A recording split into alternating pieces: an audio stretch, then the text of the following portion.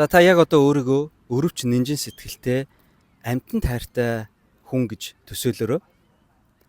Тэгээд та нэг өдөр хөдөө явахаар боллоо. За замдаа бүхнийг зардаг нэг дэлгүүрт ороод одоо лангууг нь хартал таны өмнө ийм хоёр төрлийн сонголт байна. За нэг нь бол ийм хүчтэй татдаг дурантай ангийн буу. За нөгөөх нь гэрэл зургийн аппарат. Энэ хоёр хоёулаа дурангаар шагаана. Гэхдээ нэг нь шагаасан амьтныхаа амь насыг авч оддог бол нөгөөх нь тэр амьтныг гэрэл зурагт мөнхөлж хамгаалахыг уриалдаг. Тэгвэл та алийг нь сонгож авах уу? Та эргэлзээгүйгээр гэрэл зургийн аппаратыг сонгож гинүү. Учир нь та өөрийгөө амьтан тайртай нинжин хүн гэж төсөөлж энэ үйлдэлийг хийсэн тийм үү? Тэгвэл энэ бол таны дотоод мөн чанар үнэн төрхөөс үйлдэл болон гарч байгаа хэлбэр юм аа. Энэ тохиолдолд би таныг innocent caregiver гэсэн зан төлөвтэй хүн гэж тодорхойлж болохоор байна. За таны байгууллага, брэнд, бүтээгдэхүүнч мөн адил яг хүн шиг дотоод мөн чанар, үнэт зүйл, төрлөх зан төрхтэй байдаг. Энэ нь таны маркетинг, борлуулалт, бүтээгдэхүүн, төрөл бүрийн ийм харилцаагаар илрэн гарч идэг. Тиймээс өнөөдөр бид брэнд archetypes буюу брендийн зан төрхийн тухай ярилцах болно.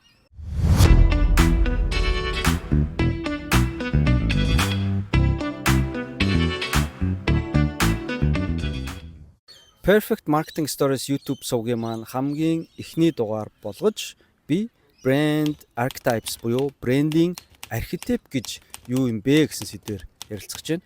За Brand Archetype гэдэг нь Карл Юнгийн сэтгэл судлалд үндэслэсэн 12 зан төрхийн архетипаас бий болсон бөгөөд за үүнийг ашиглаад брэндээ ялгаруулах, бусдаас юм онцгой болгох юм арга юм байна.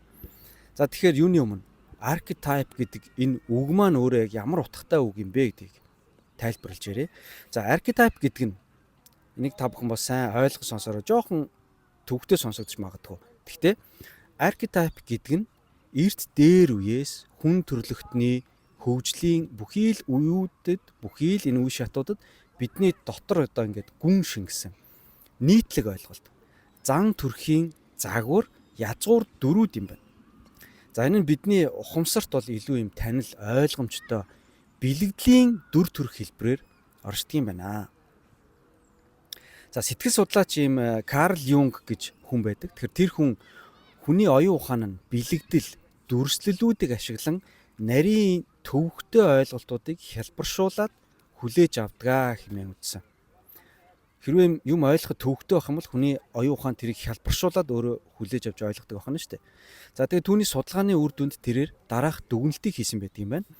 За дэлхийн өнцөг булан бүрт ижил төстэй байдлаар давтагддаг домог туйлсын үндэс болсон. За нөгөөтэйгөр хүний ухамсарт бус орчноос төрөн гардаг нийтлэг дүр төрхүүд гэж бий гэж тэр хүн дүгнжээ.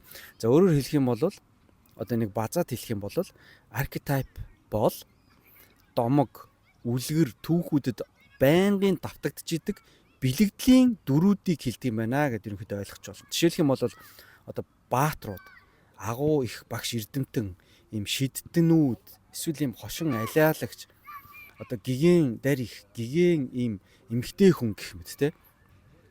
За хамгийн гол нь эдгэр ойлголтуудыг дэлхийн хаач утсан одоо яг ижлэхэн төвшөнд ойлгож хүлээж авч байдаг. Өөрөөр хэлэх юм бол баатар гэдэг ойлголтыг Монголд ч тэр Австралид, Америкт, одоо Индонезид ч тэр яг л баатар гэдэг утгаар нь л хүлээж авна. Шидтэн яг л шидтэн гэдэг энэ утгаар нь ойлгож хүлээж авч идэм байна.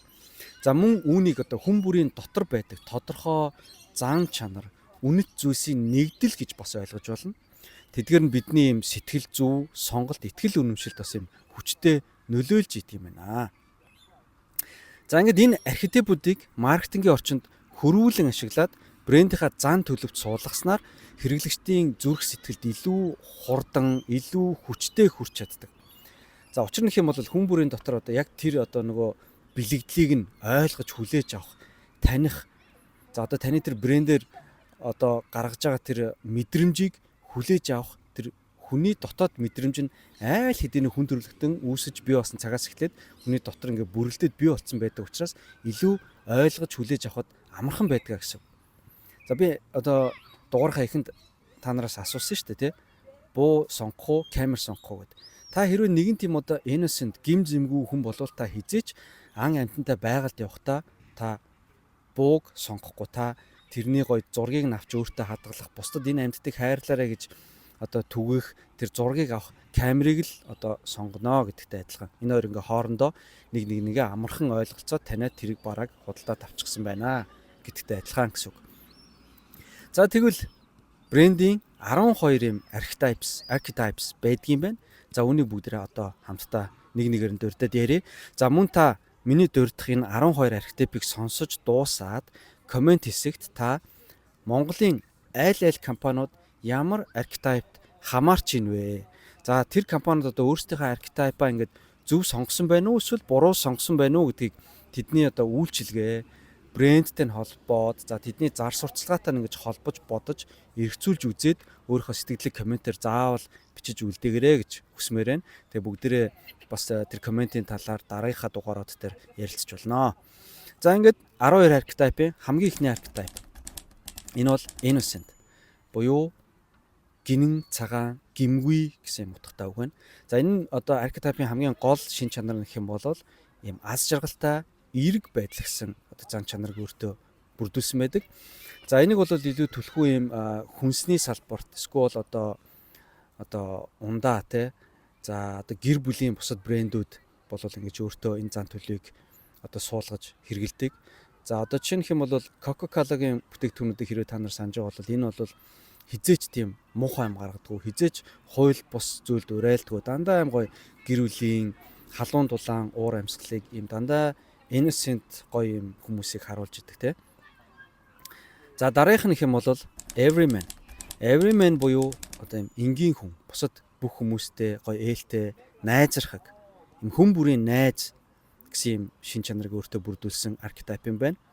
За энийг бол илүүтлэхгүй юм одоо аяллаа брэндүүд, эсвэл автомашины, спортын брэндүүд өөрийнхөө одоо зан төлөвтөө суулгаж анханасаа тэр брэндээ бий болгосон байдаг.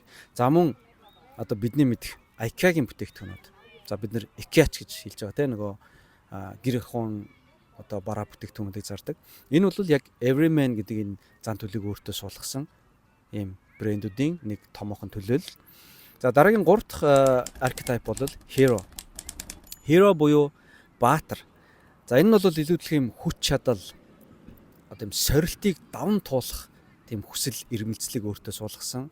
За тэгээд энийг илүү юм зарим нэг юм одоо боловсролын тодорхой юм бараа бүтээгдэхүүнүүдийг гаргаж байгаа брэндүүд, за технологийн брэндүүд, одоо мэдээллийн брэндүүд, за зарим спортын бараа бүтээгдэхүүнүүд бол одоо энийг имиж дүр төрхтөө суулгасан байдаг. Жишээ нь Nike те. Nike бол дандаа just do it, чи чаднаа. За одоо эмэгтэйчүүд ч гэсэн бас ингээ баатар байж чаднаа, олимпийн амжилт гаргаж чаднаа гэдэг ч юм уу те. Ингээ дандаа гоё бусдын баатар нь байдаг, бусдыг баатар байхад ингэж уриалж идэг те.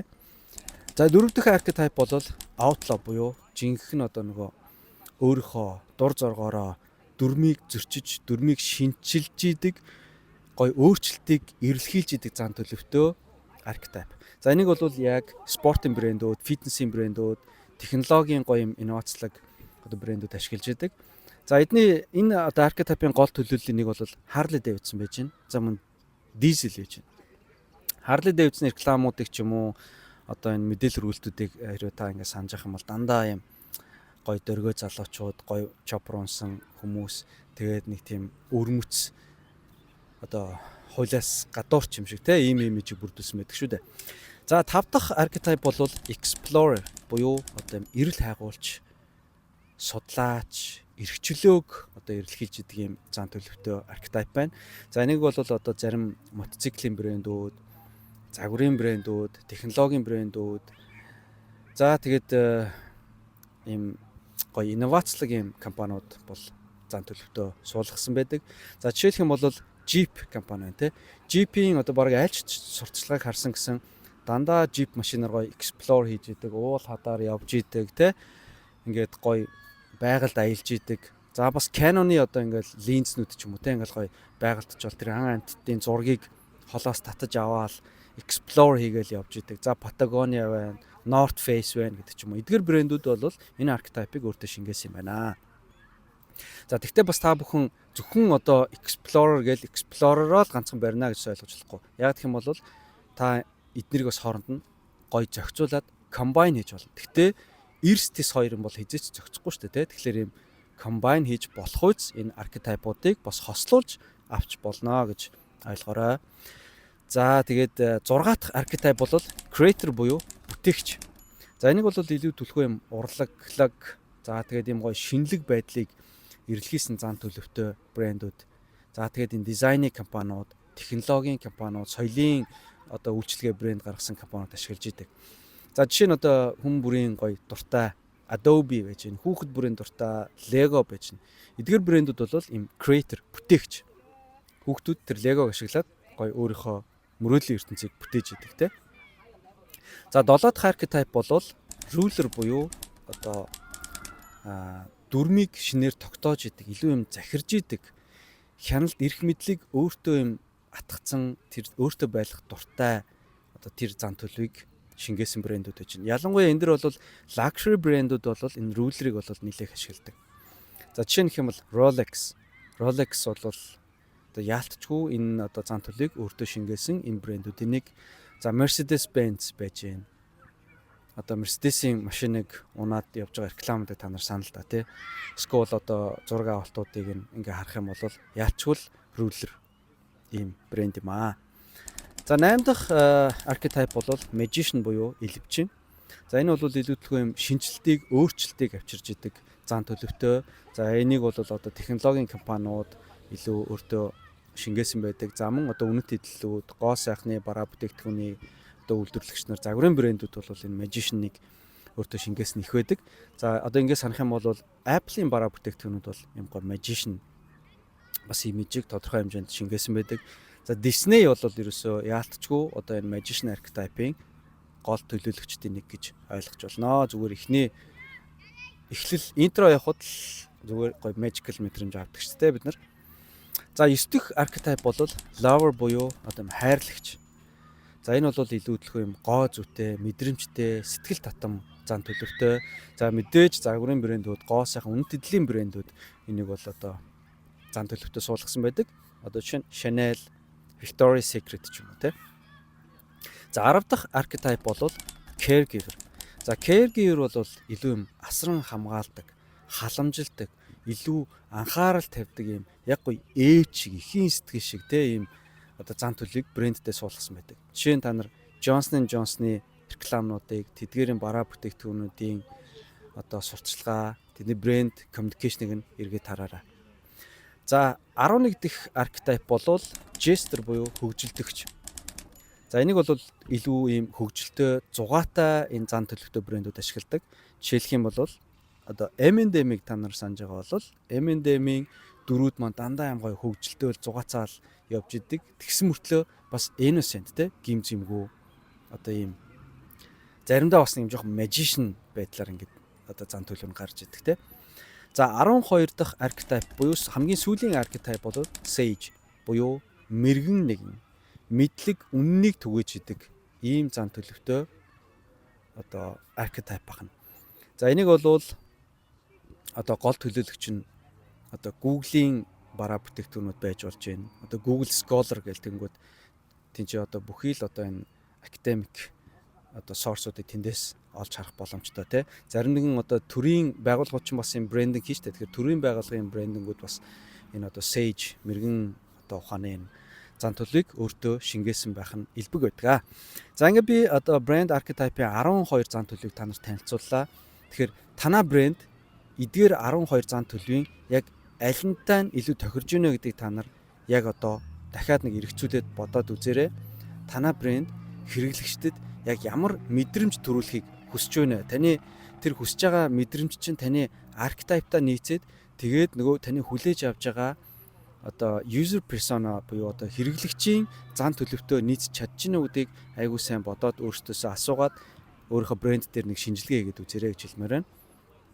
За тэгэхээр яагаад эдгээрийг шинжилж үзэх хэрэгтэй вэ гэвэл таны брендing дуу хоолой, за тэгээд одоо visual design, за төрөл бүрийн сурталчилгаанууд, гадагшаа явж байгаа бүх төрлийн communication-ууд, нийгмийн хариуцлагын одоо хийж байгаа ажлууд гэх мэтчлэн гадагшаа чиглэсэн бүх зүйл чинь таны брендинг дотоод философи, дотоод зан төлөвөөс хувраад яг тэрийг илэрхийлж гарч явах ёстой учраас энийг та заавалчгүй шинжилж үзэх шаардлагатай. За мөн зөв архетипээ хэрвээ та сонгож чадсан бол хэрэглэгч нар танд илүү итгэнэ. Брэнд болон хэрэглэгчдийн дундх юм trust, итгэлцэл, value бий болж чадна гэж та ойлгож болно.